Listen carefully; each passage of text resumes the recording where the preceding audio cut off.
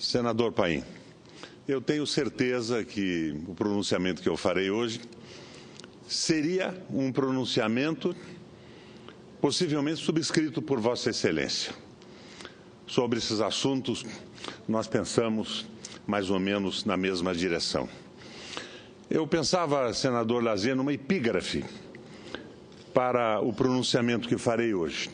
Seria qualquer coisa mais ou menos assim. Com as águas com que a Lava Jato lava a corrupção no Brasil, pretendem lançar fora também a soberania nacional e o direito dos trabalhadores. Todos nós somos a favor da luta contra a corrupção, mas paralelamente a isso vem o governo interino agredindo pesadamente a soberania brasileira, o Estado social e os direitos trabalhistas. Pensando também, senador Paim, num pós-fácil, como pós-fácil ao pronunciamento que farei hoje, eu diria, ou direi, qualquer coisa mais ou menos assim, sobre um convite que recebi no meu gabinete para um jantar terça-feira, na casa do presidente do Senado, nosso companheiro Renan Calheiros, e na companhia do ministro da Fazenda, Henrique Meirelles. Neste jantar, como prato principal, servirão a soberania nacional e como sobremesa o direito dos trabalhadores. Agradeço o convite do presidente, mas não é essa a dieta da minha preferência, eu não estarei presente nesse jantar. Mas vamos ao texto que eu pretendo apresentar. Permitam-me, senhores e senhoras senadores e senadoras, jornalistas que cobrem esta sessão do Senado, telespectadores da TV Senado, ouvintes da Rádio Senado, navegantes da internet, permitam-me que eu faça hoje uma incursão pela antropologia sociocultural. Meu tema hoje, senador Paim, é o sacrifício ritual. Como todos sabem, o sacrifício ritual faz parte da história da humanidade. Sacrifício de humanos, por exemplo, estão presentes nas crônicas de todas as civilizações em todos os continentes. Um exemplo clássico está na Bíblia, no Gênesis, quando Deus testa a fidelidade de Abraão, ordenando-lhe que sacrifique o seu filho Isaque. O sacrifício não se realiza, mas Abraão não vacila um segundo na determinação de matar o filho em louvor a Deus. O mesmo Deus que, segundo os evangelhos, não poupa o seu próprio filho, Jesus, preso, torturado e executado para lavar com seu sangue pecados alheios. À medida que o homem evolui, civiliza-se e no compasso da desbrutalização de usos e costumes, o objeto do sacrifício ritual também muda. Os animais substituem os homens, mas a ideia do sacrifício ritual continua a mesma. O propósito é fazer com que Isaque, Cristo ou Cordeiro, esvaiam-se em sangue até a morte, para desta forma aplacar a ira divina. Más colheitas ou boas colheitas, falta de chuvas ou excesso de chuvas, pragas, pestes, doenças, vitória na guerra, seja o que fosse, sempre era necessário que o sangue jorrasse. O sangue de quem? De quem o sangue devia jorrar? Claro que não era o sangue dos sacerdotes, dos governantes, da nobreza, dos bem aquinhoados. Quem expiava em nome deles eram representantes dos estratos inferiores, o povo de sempre, e é assim até hoje. Quando as coisas não vão bem, quem paga o pato, quem assume a conta, quem arca com os prejuízos são os trabalhadores, os assalariados, as camadas subalternas e a classe média. Vejam o presente caso brasileiro. Elenquemos todas as medidas que o governo interino quer propor ao país e digam-me, senhoras e senhores senadores, quem está sendo sacrificado? Quem está sendo estendido na pedra do altar para ser imolado? Não são as 20 mil famílias de rentistas que detêm a quase totalidade da dívida pública brasileira e lucram de forma indecorosa, infame, com os juros da dívida. Não são os brasileiros que mantêm mais de 1 trilhão e 300 bilhões de reais, igualmente em contas no exterior. Não são os banqueiros e seus lucros pornográficos. Não é o capital vadio e sua ganância sem freios. Não são os beneficiários da mais perniciosa e imoral concentração de renda do planeta Terra, como é a concentração de renda no nosso Brasil. Não é a aristocracia do funcionalismo público, as carreiras privilegiadas no judiciário, no Ministério Público, no Legislativo, como ao longo da história da humanidade, exigem-se vítimas que se sacrifiquem, que expiem, que sangrem para o bem-estar dos dominantes. Mas não estamos mais na antiguidade, nos templos e nos tempos bíblicos. Estamos no ano 16 do século XXI.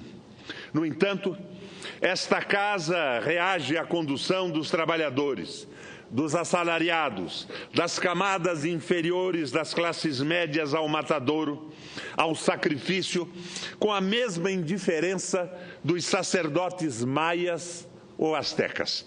A mesma cruel indiferença. Será que esse Senado não vai reagir, senador Lazier? Faço agora uma lista das barbaridades que os interinos pretendem perpetuar. E pergunto se os senhores e senhoras senadores, se o destino brasileiro e a valiosa e valorosa sociedade que nos vê e nos ouve nesse momento subscrevem assim embaixo. Vamos lá. Fixação de limite máximo para gastos públicos. Desvinculação constitucional dos gastos com saúde e educação. Limitação da dívida das estatais. O governo interino quer congelar por 10 anos, prorrogáveis por mais 10, os gastos com educação, saúde, saneamento, segurança, habitação popular, em pesquisas e tecnologia e assim por diante, senador Lazier. Os gastos com saúde e educação, que têm percentuais constitucionalmente amarrados, seriam desobrigados dessa vinculação. É uma loucura. Quem é que vai ser sacrificado? Se a ação do governo nas áreas de saúde e educação hoje é sofrível, imaginem o que vai acontecer se esses gastos forem reduzidos. Os cortes nos gastos com saúde colocam em risco a sobrevivência do SUS e a gratuidade da assistência à saúde. Terá atendimento quem puder pagar.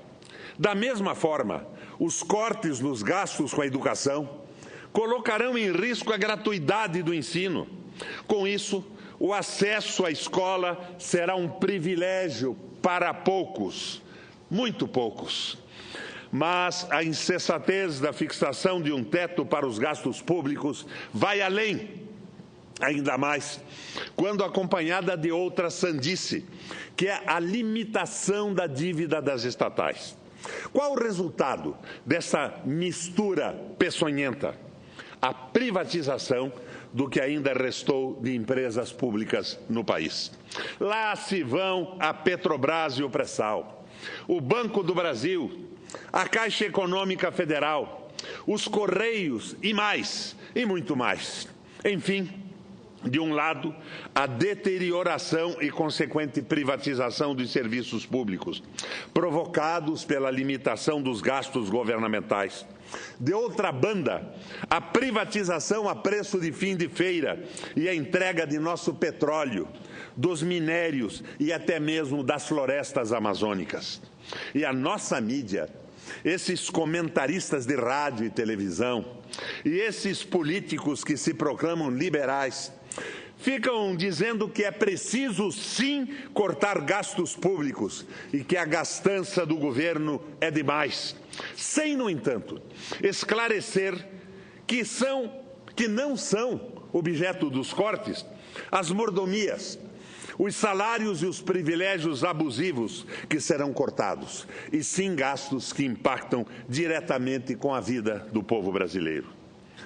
Outro item é a mudança de idade para a aposentadoria. O governo interino quer fixar em 65 anos a idade mínima para a aposentadoria. Em média, habitantes dos estados do Norte e do Nordeste vivem pouco mais que 65 anos. Quer dizer, com a nova regra, aposentam-se e morrem. Que maravilha para os que querem cortar os gastos públicos. Fim do abono salarial. Fim da correção das pensões dos aposentados que recebem um salário mínimo. Fim do aumento real do salário mínimo. O PIS e o PASEP estão aí há 46 anos. E nenhum governo mexeu com esse abono salarial, nem os militares da ditadura. Pago para quem recebe até 2 salários mínimos. No entanto, Meirelles e Goldfein querem acabar com o abono para diminuir os gastos públicos. A desindexação do reajuste das pensões de até 1 salário do aumento real do salário mínimo e o fim do próprio aumento real do salário mínimo são um crime. Deus meu! Um dos pilares da remissão dos pobres da miséria, do aumento do consumo, da elevação do poder de compra, em consequência do aumento da produção, foi, sem dúvida, a política de aumento real do salário mínimo. Contudo, o governo interino pouco se lixa para isto. Eles não querem um país com 200 milhões de consumidores. Para eles basta um país com 20, 30, 40 milhões de consumidores.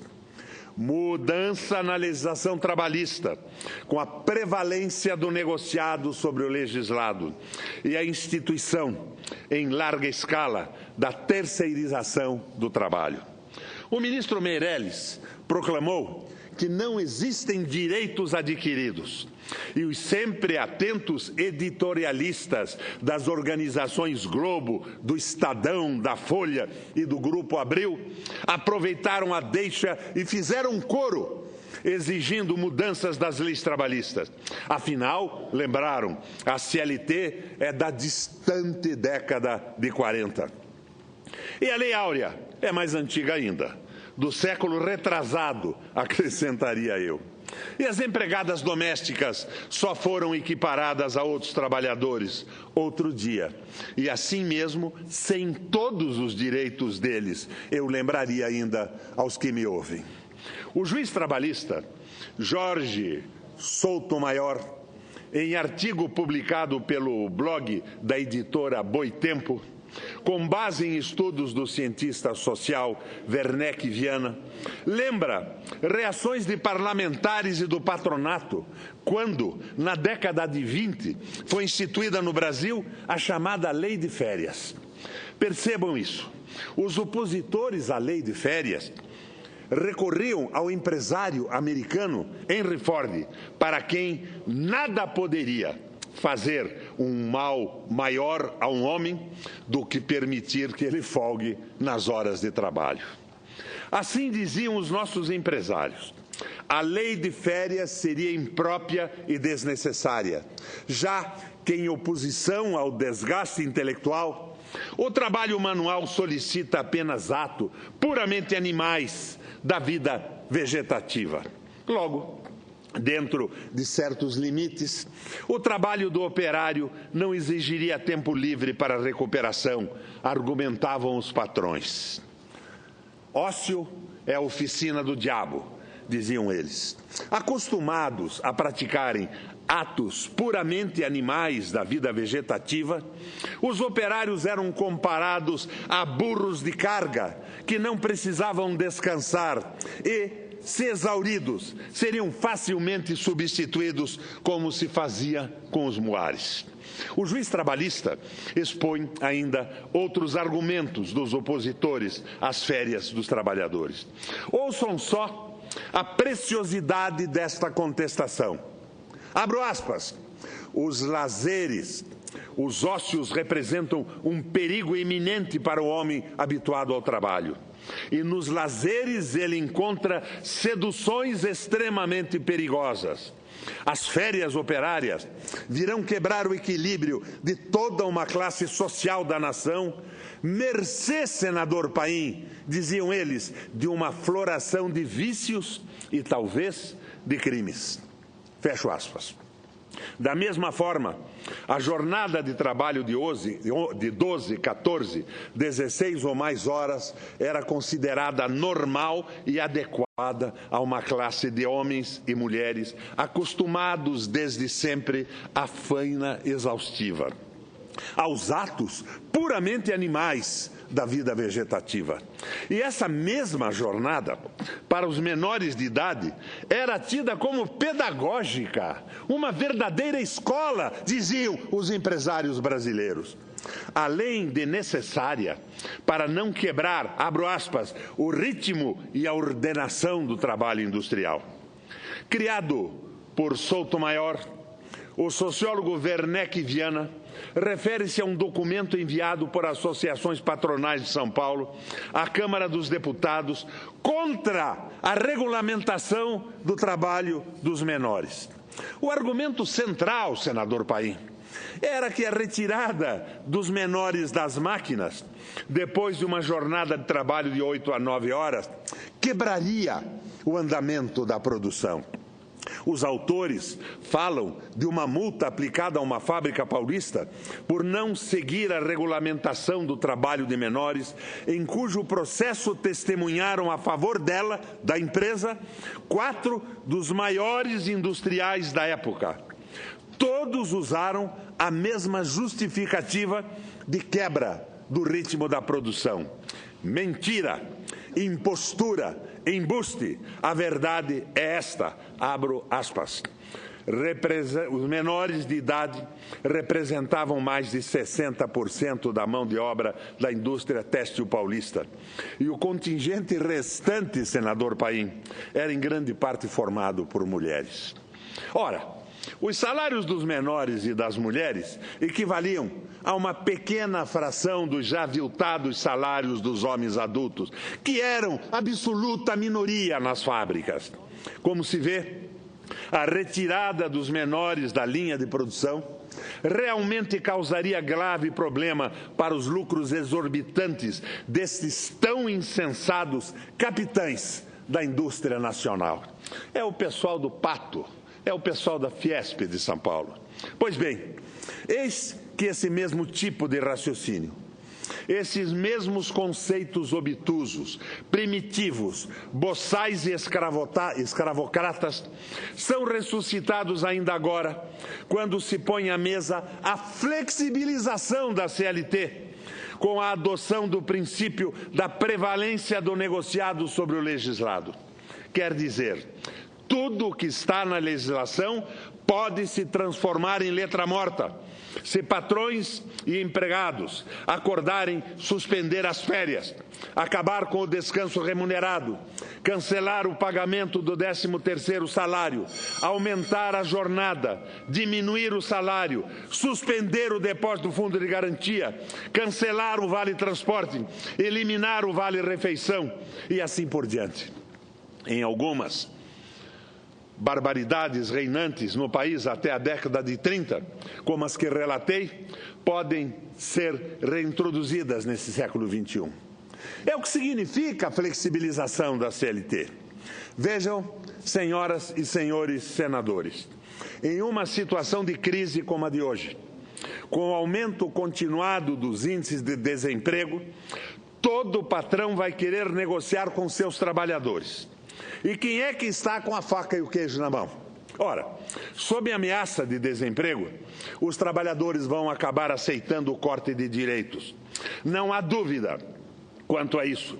E quanto menos protegida a categoria, ou por falta de representação sindical, ou por causa dos pelegos que dominam a representação sindical, mais fácil será impor o negociado sobre o legislado. Não é preciso exercício precioso de raciocínio mais elaborado para saber o que vai acontecer com os direitos dos empregados domésticos recentemente conquistados. Quem pode mais, chora menos, é a nova lei.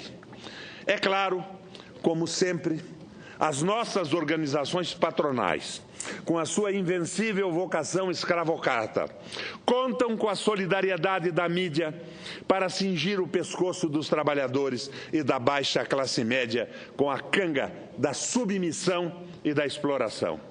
Sempre na liderança do atraso, a mídia monopolista, que ao longo das últimas 7, 8 décadas distinguiu-se pela dura oposição à legislação trabalhista, festeja mais um funeral das conquistas sociais da Constituição de 1988, que, segundo o raio do ministro Meirelles, que vai jantar com o Renan e com alguns senadores na próxima terça-feira, não cabem nas contas do país. Mas para ele, os juros cabem, a dívida não auditada cabe. Enfim, ainda mais uma vez, imolam-se direitos, anulam-se conquistas, impõem-se sacrifícios para que os ganhos, os proveitos, as vantagens e os rendimentos dos dominantes não sejam arranhados. Está no governo interino um corpo estendido no altar. Eu iniciei dizendo que com a água suja com que a Lava Jato limpa a corrupção do Brasil, querem lançar fora o Estado Social e os direitos trabalhistas. E eu, como pós-fácil, antevi que neste jantar que o nosso presidente Renan oferece ao Meirelles, o prato de resistência seria a soberania nacional. E como sobremesa ofereceriam o direito dos trabalhadores. E eu já antecipei que neste jantar eu não vou. E eu insisto numa tese. Temos que apoiar, sim, a ação do Ministério Público e a firmeza de certos juízes contra a corrupção. Mas nós temos que ver que atrás disso existe um movimento de entrega do Brasil. Não é nem um movimento de direita, porque a direita também tem um veso nacionalista. É o entreguismo, é a entrega da Amazônia, é a entrega da Petrobras, é o fim dos direitos trabalhistas. É um movimento comandado pelo setor econômico do governo, porque o governo interino, quando escolhe um ministro, como, por exemplo, o senador Assir, ou da Educação, não pergunta se ele sabe ler ou escrever, pergunta apenas qual é a base que ele tem na Câmara Federal para garantir as mudanças econômicas do entreguismo e do fim de um projeto nacional. Portanto, eu digo, nem volta, querida, mas muito menos fora Temer. Nós temos que defender o país. Nós temos que defender um projeto de construção nacional, um projeto nacional. E o único caminho é derrubarmos o raio do impeachment que está servindo ao entreguismo e convocarmos um plebiscito, discutirmos a política para que, como na Inglaterra se faz no dia de hoje, o povo brasileiro diga o que pretende do país e não mais o Meirelles, o Goldfein, o Bradesco, o Itaú e as conversas feitas nos corredores de embaixadas de países geopoliticamente mais fortes que querem que o Brasil seja uma espécie de Porto Rico, um Estado associado aos interesses dos países poderosos e do grande capital. Me perdoa o meu amigo Temer, não é isso que se esperava do velho MDB de guerra, e eu tenho certeza que a base do meu partido não assina embaixo dessa política entreguista que se realiza no Brasil hoje. Portanto, minha gente, eleição nova e plebiscito antecipado por uma grande discussão nacional. Com todo prazer, com a permissão do nosso presidente, eu quero conceder uma parte ao senador Paim. Muito breve, senador Requião. Até porque Vossa Excelência, quando iniciou, eu estava presidindo, e Vossa Excelência que tem essa visão de prever o que vai acontecer no momento depois, disse que eu assinaria embaixo do seu pronunciamento. Então, eu quero aqui dizer que, com muito orgulho, é que eu assino embaixo do seu pronunciamento. E só dizer para aqueles que diziam um tempo atrás que não ia ter reforma trabalhista nenhuma, que não ia ter reforma da Previdência, que não ia tirar direitos. É só pegar a própria mídia, como você destacou, de hoje. Eles disseram que em 15 dias eles encaminham a reforma da Previdência, a reforma da CLT, e o eixo é terceirização e o negociado acima do legislado. Podem encaminhar, mas vai ter uma resistência aqui que eles não imaginam. Eu diria, até com segurança, encaminhem, mas não passarão. Aqui faremos uma grande frente, uma frente em nome dos trabalhadores, em nome do Brasil, e essas propostas de rasgar a CLT e acabar com o Ministério da Previdência, aqui eu digo que não passará. Parabéns, o pronunciamento de Vossa Excelência. Senador, algumas coisas têm passado. Passou na Câmara Federal a entrega de 100% do espaço aéreo brasileiro a empresas estrangeiras. Não existe isso no planeta Terra. O próprio Estados Unidos, com a sua liberalidade, vai até 49% quando há contrapartida. Os outros países não excedem 25%, é entrega da soberania aérea. É uma patifaria e passou na Câmara. Senador, eu acredito que a consciência nacional aqui no Senado é maior, pela direita e pela esquerda. Eu acho que aqui nós seguramos as patifarias. Mas quero ir um pouco mais longe. É claro que eu concordo com o senador Lazier, com o discurso que fez, se regozijando da operação que existiu hoje. Mas, Lazier, senador Lazier, eu fico me perguntando que espécie de onagro ongulado acreditaria que na sede do PT em São Paulo, depois do mensalão, da prisão dessa gente toda e condenação de outros tantos, merecidas condenações, não digo que não, eu sou a favor dessas operações. Alguém acreditaria, não sendo um onagro ongulado, que existiria na sede do PT algum documento? Não. Foi uma operação para a mídia. Foi um show para a Rede Globo, para os helicópteros que lhe acordaram hoje pela manhã e a mim também, uma vez que moramos no bloco 309.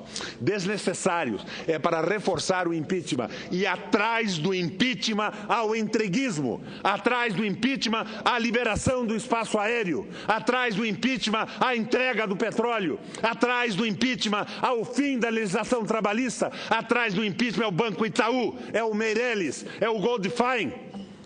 Atrás disso tudo se embala o nosso Michel Temer, que nunca se referiu a uma posição dessa na vida, porque nunca foi a sua posição, mas que está capturado por um movimento entreguista que precisa ter uma reação, pelo menos no Senado da República.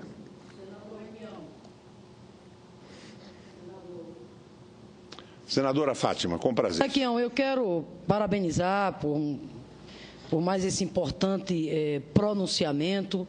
Eu dizia agora há pouco na CEI, a Comissão Especial do Impeachment, que cada dia me convenço mais da inocência da presidenta Dilma. Porque a presidenta Dilma não cometeu nenhum crime, né?